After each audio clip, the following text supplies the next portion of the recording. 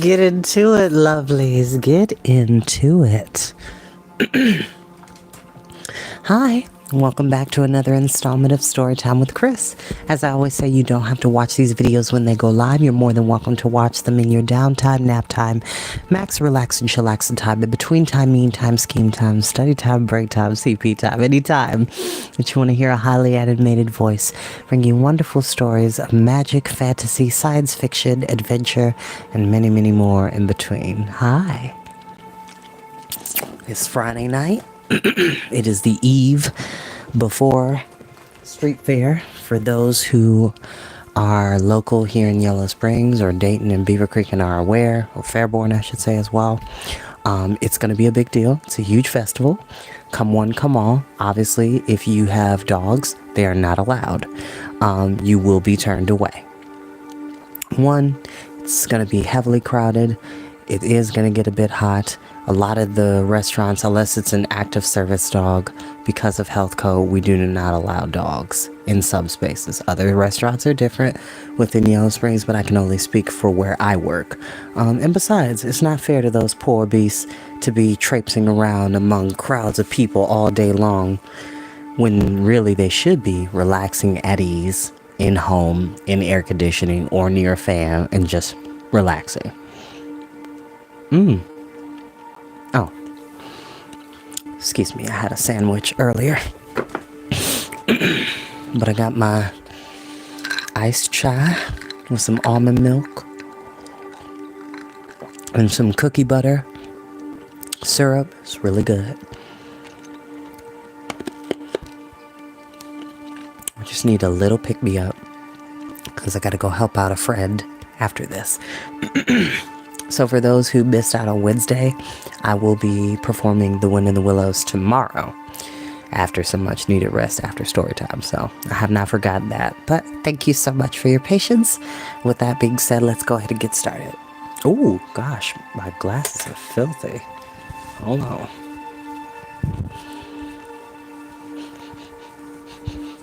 All right.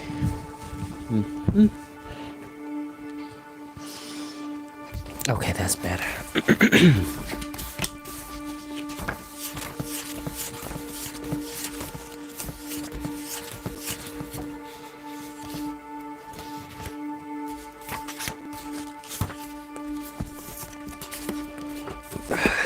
Chapter 5.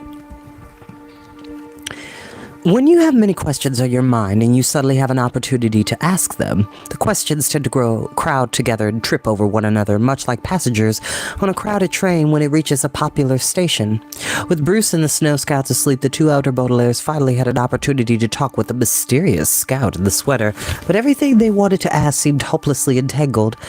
How? Violet started, but the question, how do you know we were the Baudelaires, stumbled against the question, who are you? And fell back against the questions, are you a member of VFD? And what does VFD stand for? Klaus said, but the question, do you know where our sister is, tripped over the question, do you know if one of our parents is alive? Which was already struggling with, how can we get to the headquarters? And will my sisters and I ever find a safe place to live without constantly being threatened by Count Olaf and his troop as they hatch plan after plan to steal the Baudelaire fortune? Although the middle Baudelaire knew that this last question was unlikely to be answered at all. I'm sure you have lots of questions, the boy whispered, but we can't talk here. Bruce is a light sleeper. He's caused VFD enough trouble already without learning another one of our secrets. I promise all your questions will be answered, but first we gotta get to the headquarters. Come with me. Without another word, the sweatered scout turned around, and the Baudelaires saw he was wearing a backpack inscribed with an insignia they had seen at Caligari Carnival. At first glance, this insignia merely appeared to be an eye, but the children had discovered that if you look closely, you could see the initials VFD clearly hidden in the drawing. The scout began to walk, and the two siblings got out of their blankets as quietly as they could and followed him. To their surprise, he did not lead them toward the cave entrance, but to the back of the cave, where the Snow Scouts' fire had been. Excuse me. Now was nothing more than a pile of gray ashes, although it was still very warm, and the smell of smoke was still in the air.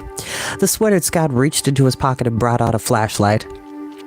I had to wait for the fire to die down before I showed you, he said with a nervous glance at the sleeping scouts, turned the flashlight on and shone it above them. Look.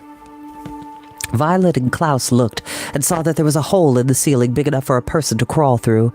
The last wisps of smoke from the fire were floating up into the hole. A chimney, Klaus murmured. I was wondering why the fire didn't fill the cave with smoke. The official name is Vertical Flame Diversion, the scout whispered. It serves as a chimney and as a secret passageway and runs from this cave to the Valley of Four Drafts. If we climb up there, we can reach headquarters within hours, instead of hiking all the way up the mountain. Years ago, there was a metal pole that ran down the center of the hole so people could slide down and hide this cave in case of an emergency. The pole is gone now, but there should be carved toe holds in the sides to climb all the way up. He shone the flashlight on the cave wall, and sure enough, the Baudelaires could see 2 rows of small carved holes, perfect for sticking one's feet and hands into. How do you know all this? Violet asked. The scout looked at her for a moment, and it seemed to the Baudelaires that he was smiling behind his mask. I read it, he said, in a book called Remarkable Phenomena of the Mortmain Mountains. That sounds familiar, Klaus said. It should, the scout replied. I borrowed it from Dr. Montgomery's library. Dr. Montgomery was one of the Baudelaire's first guardians, and at the mention of his name, Violet and Klaus found they had several more questions they wanted to ask. When? Violet started. Why? Klaus started. Another voice startled the Baudelaires and the scout. The voice of Bruce, waking up halfway at the sound of the conversation. All 3 children froze for a moment as Bruce turned over on his blanket and with a long sigh went back to sleep. We'll talk when we reach the headquarters, the scout whispered. The vertical flame diversion is very echoey, so we'll have to be absolutely silent as we climb, or the echoing sounds will alert Bruce and the snow scouts. It'll be very dark inside, so you have to feel against the wall for the footholds, and the air will be smoky, but if you keep your masks on, they'll filter the air and make it easier to breathe. I'll go first and lead the way. Are you ready? Violet and Klaus turned toward one another. Even though they could not see each other's faces through the masks, both siblings knew that they were not at all ready. Following a complete stranger into a secret passage through the center of the mountains toward a headquarters they could not even be sure existed did not seem like a very safe thing to do. The last time they had agreed to take a risky journey, their baby sister had been snatched away from them. What would happen this time when they were all alone with a mysterious masked figure in a dark and smoky hole? I know it must be hard to trust me, Baudelaire, said the sweatered scout, after so many people have done you wrong. Can you give us a reason to trust you? Violet said. The scout looked down for a moment, and then turned his mask to face both Baudelaires. One of you mentioned the word xenial, he said, when you were talking with Bruce about that silly pledge. Xenial is a word which refers to the giving of gifts to a stranger. He's right, Klaus murmured to his sister. I know that having a good vocabulary doesn't guarantee that I'm a good person, the boy said, but it does mean I've read a great deal, and in my experience, well-read people are less likely to be evil. Depending, I could think of pretty well-read individuals that are evil. Professor Moriarty, aka the arch nemesis of Sherlock Holmes, which we will read some Sherlock Holmes cases for Storytime, definitely. Violet and Klaus looked at one another through their masks. Neither of them were entirely convinced by what the masked scout had said. There are, of course, plenty of evil people who have read a great many books, and plenty of very kind people who seem to find some other method of spending their time. But the Baudelaires knew that there was a kind of truth to the boy's statement, and that they had to admit that they preferred to take their chances with a stranger who knew what the word xenial meant, rather than exiting the cave and trying to find the headquarters all by themselves. So the siblings turned back to the scout, nodded their masks, and followed him to the footholds in the wall, making sure they still had all the items from the caravan with them. The footholds were surprisingly easy to use, and in short time the Baudelaires were following the mysterious scout into the dark and smoky entrance of the passageway. The vertical flame diversion that connected the Mortmain Mountains headquarters to this particular volunteer feline detective's cave was once one of the most heavily guarded secrets in the world.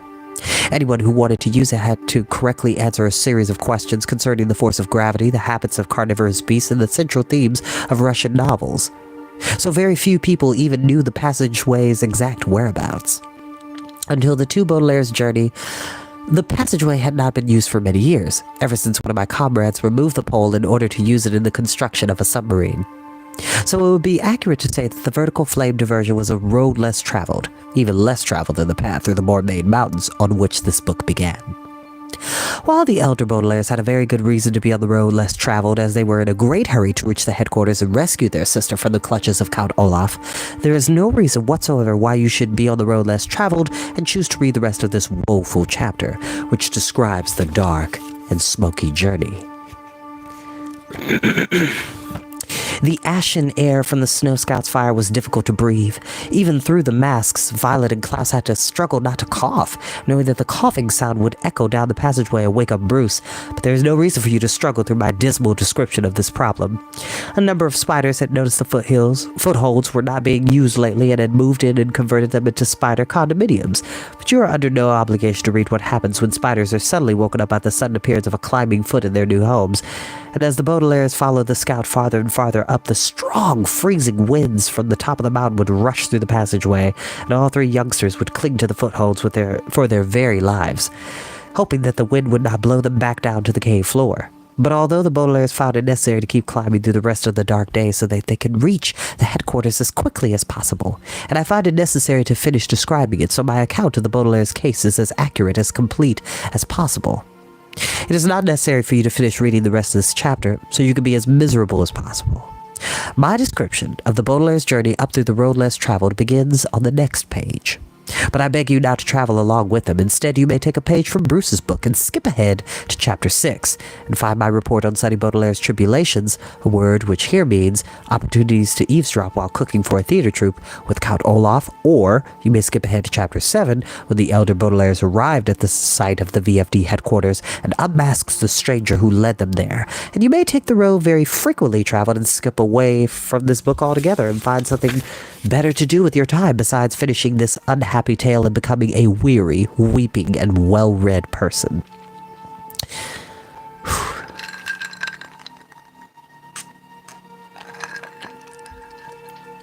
The Baudelaire's journey up the vertical flame diversion was so dark and treacherous that it is not enough to write the Baudelaire's journey up the vertical flame diversion was so dark and treacherous that it is not enough to write the Baudelaire's journey up the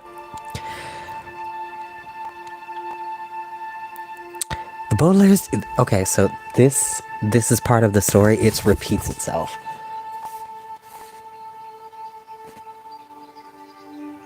And you can get a mirror to read it the right way. Just put a mirror in front of the camera or in front of the video, and you should be able to read this.